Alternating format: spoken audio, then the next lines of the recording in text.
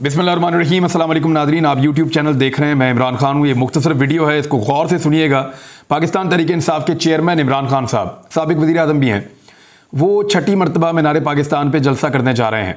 इससे पहले उन्होंने 5 मरतबा इस मैदान को भरा है। उनका दावा है इस मरतबा फिर लोग आएंगे। लेकिन ये जलसा क्यों ज़्यादा अहमियत का हामिल है?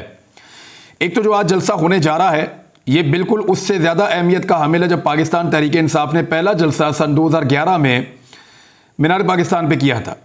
और मैंने उस जलसे को कवर किया था, उसकी तैयारियों को कवर किया था, और मुझे ऐसा दिखाई दे रहा था कि पाकिस्तान तहरीक इंसाफ कुछ नया और बड़ा करने जा रही है। और चंद दिन पहले से ही दिखाई दे रहा था। इस मरतबा भी माहौल उससे मुख्तलिफ नहीं है। लेकिन ये पार्टी पिछले 12 साल के अंदर मुकम्मल तौर पर बदल चुकी है। अब ये वैसी बर्गर पार्टी नहीं है। पार्टी के अंदर बहुत बड़ी बड़ी तब्दीलियाँ आई हैं।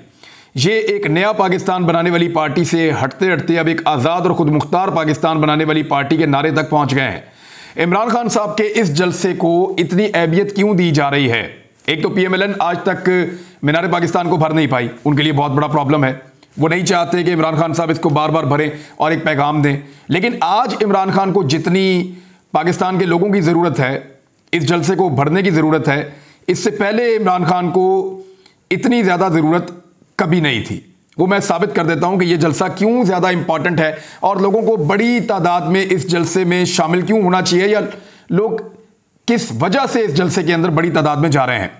नंबर 1 ये है कि यह मामला कोई सियासत या हुकूमत का नहीं है। देखिए, मैं आपसे बात कर रहा हूं तो मेरा तो किसी हुकूमत से कभी कोई ताल्लुक रहा नहीं, और जब तक मैं सहाफ़त कर रहा हूं तब तक मैं बाकी सहाफ़ियों की तरह किसी हुकूमती ओहदे का तलबगार भी नहीं हूं, और ना मैंने कभी ऐसा करना है। लेकिन फिर भी मैं आपको यह कह रहा हूं कि यह मामला है क्या? मामला है पाकिस्तान में सिविलियन सुपरमेसी का। मामला यह है कि पाकिस्तान के आम शहरी भी पाकिस्तान के उतने ही वफादार हैं जितना कुछ खास लोगों को समझा जाता है। मामला है पाकिस्तान के फैसले बंद कमरों के अंदर होंगे या पाकिस्तान के फैसले पाकिस्तान के शहरी करेंगे। यह एक बड़ा आम मामला है। यानी अवाम के वोट से फैसला होगा या बंद कमरे के अंदर बैठ के खामोशी के साथ जो फैसला किया जाएगा वही इस कौम के ऊपर मुसल्लत होगा। यह जलसा इसके लिए बहुत इंपॉर्टेंट है। क्या हमारी आने वाली नस्लें भी आज की तरह इसी तरह अदम तहफ़्फ़ुज़ का शिकार रहेंगी जैसे हम लोग अदम तहफ़्फ़ुज़ का शिकार हैं? हम जो बोलते हैं, हम जो लिखते हैं, हम ये सोच कर बोलते हैं और लिखते हैं कि इसके नताइज हमें भुगतना पड़ेंगे, कि अगर ये बातें, हमारे अल्फाज, हमारा लिखा हुआ, हमारी तहरीर अगर ताकतवर लोगों को पसंद ना आई तो हमें उसके नताइज भुगतने पड़ेंगे। मिसाल के तौर पे हमें गद्दार और बागी डिक्लेयर कर दिया जाएगा, हमें गिरफ्तार कर लिया जाएगा, हमें कैद रखा जाएगा, हम पर तशद्दुद होगा, नंगा करेंगे, करंट लगाएंगे और शहर शहर घुमाएंगे, तमाशा लगाएंगे। यानी ये इस खौफ के साथ हम बोलते हैं, लिखते हैं। क्या हमारी आने वाली नस्लें भी इसी खौफ के साथ बात किया करेंगी? ये फैसला आज के जलसे में बहुत इंपॉर्टेंट है। ये एक शुरुआत हो सकती है। मैं आपको ये नहीं कह रहा कि आज सारी चीजों का फैसला हो जाएगा, लेकिन ये जलसा इस फैसले के लिए बहुत इंपॉर्टेंट है। क्या हमारे आने वाले बच्चों को या नस्लों को इसी खौफ के साथ जीना पड़ेगा, या फिर हम खौफ के इन बुतों को आज तोड़ देंगे? गुलामी की जिंदगी सिसक सिसक कर आपने गुजारनी है या फिर आपने खुलकर जीना है? अगर आपको लगता है कि आप किसी सियासी जमात के फायदे के लिए निकल रहे हैं तो आप ना निकलें। लेकिन अगर आपको यह लगता है कि आप पाकिस्तान के लिए निकल रहे हैं तो फिर आपका घर बैठना नहीं बनता। इस वक्त अगर आप अमली तौर पे देखें तो मैं पॉलिटिकल पार्टीज की बात इसलिए नहीं कर रहा कि सारे एक ही तरह के हो गए हैं। अमली तौर पे अगर आप देखें तो पाकिस्तान में आईन और कानून का कोई वजूद आपको नजर नहीं आएगा। इस वक्त फस्तायत अपने उरूज पर है और मुल्क में एक जंगल का कानून है। इंसानों को उठाया जा रहा है, इंसानों को गायब किया जा रहा है, एक तमाशा लगाया हुआ पूरे मुल्क के अंदर।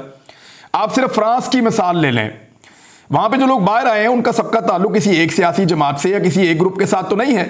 वो अलग अलग किस्म के लोग हैं, लेकिन उन्होंने हक को पहचाना और उन्हें पता चला कि उनके ऊपर एक फैसला मुसल्लत किया जा रहा है और एक छोटा फैसला है, वो उसके सामने डटकर खड़े हो गए लाखों की तादाद में। उनकी पुलिस भी उनके साथ खड़ी हो गई, उनकी फायर ब्रिगेड भी उनके साथ खड़ी हो गई और उनके सरकारी महकमे भी उनके साथ खड़े हो गए। क्या पाकिस्तानी अपने हक के लिए कभी ऐसे खड़े हो सकते हैं? देखिए, इमरान खान वो वाहिद आदमी है जो गोलियां खाने के बावजूद अभी तक भागा नहीं है। वो पाकिस्तान के अंदर ही मौजूद है। वो इसी मुल्क के अंदर रहकर 100 से ज्यादा मुकदमात का सामना कर रहा है। इक्तदार के लिए तो कोई 70 साल से ज्यादा उम्र का आदमी इस तरह की सोबत नहीं उठाएगा ना। ऐसे खतरात, ऐसी मुसीबतें, इस किस्म का प्रोपेगेंडा, इन सारी चीजों का, पूरे रियासती जबर का सामना, 100 से ज्यादा मुकदमात, कोई 70-72 साल का आदमी तो ये सारी चीजें, ये सारा जुल्म बर्दाश्त नहीं करेगा सिर्फ इक्तदार के लिए। मामला जो है वो इक्तदार से आगे का है। आज लोगों का निकलना क्यों जरूरी है, जरा समझिए। जनरल बाजवा के जाने के बाद, जब जनरल बाजवा इक्तदार को छोड़कर गए, उस वक्त से लेकर अब तक ये इमरान खान साहब का इक्तदार, मैं इसलिए कह रहा हूं कि वो आर्मी चीफ थे तो वो ऐसा लगता है कि इक्तदार में ही थे। जिस तरह के उनके कॉलम आ रहे हैं, हर चीज के अंदर उनका इन्फ्लुएंस था, हर चीज के अंदर वो जोरदार तरीके से अपना दबाव डालते थे।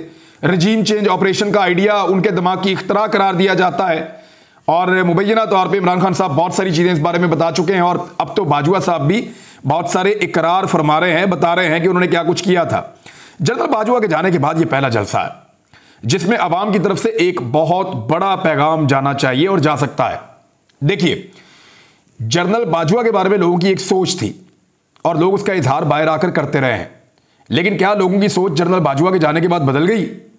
ये एक बड़ा सवाल है और लोग आज के जलसे में यह साबित करेंगे कि क्या आज भी उनकी सोच वही है या लोगों की सोच बदल गई है।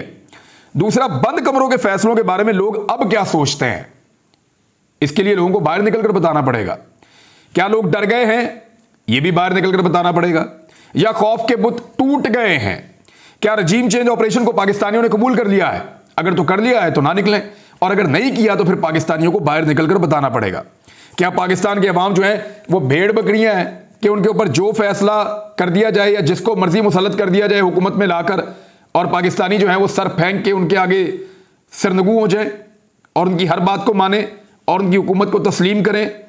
तो ऐसा मेरा तो दिल नहीं मानता, लेकिन पाकिस्तानी क्या करते हैं, आज का जलसा इसका फैसला करेगा। इस जलसे में पाकिस्तान की एस्टेब्लिशमेंट और पाकिस्तान की अदलिया के लिए भी बहुत बड़ा पैगाम है और यह सबसे इंपॉर्टेंट है। देखिए, पाकिस्तान की अदलिया के ऊपर कीचड़ उछाला जा रहा है। पीडीएम की जमातों ने पाकिस्तान की अदलिया के साथ जो कुछ किया है वो सब आपको दिखाई दे रहा है।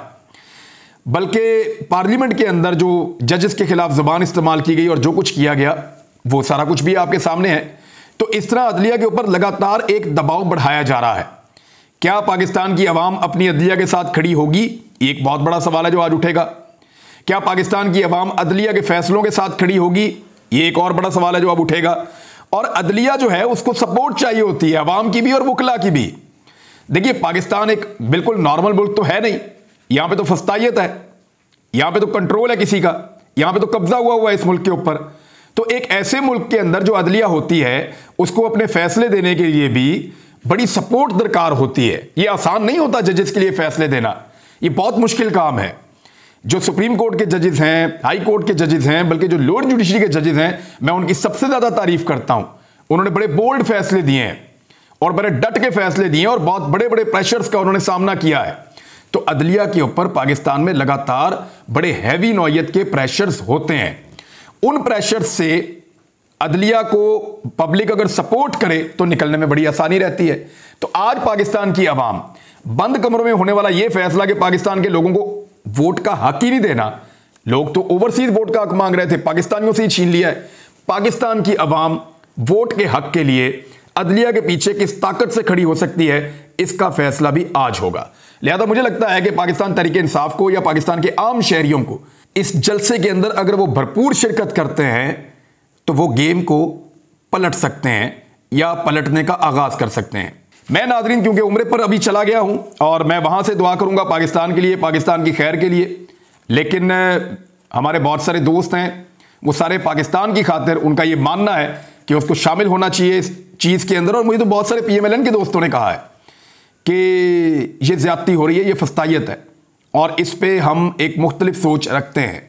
बहरहाल देखते हैं क्या होता है। अब तक के लिए इतनी, अपना ख्याल रखिएगा, अपने इस चैनल का भी। अल्लाह हाफ़िज़।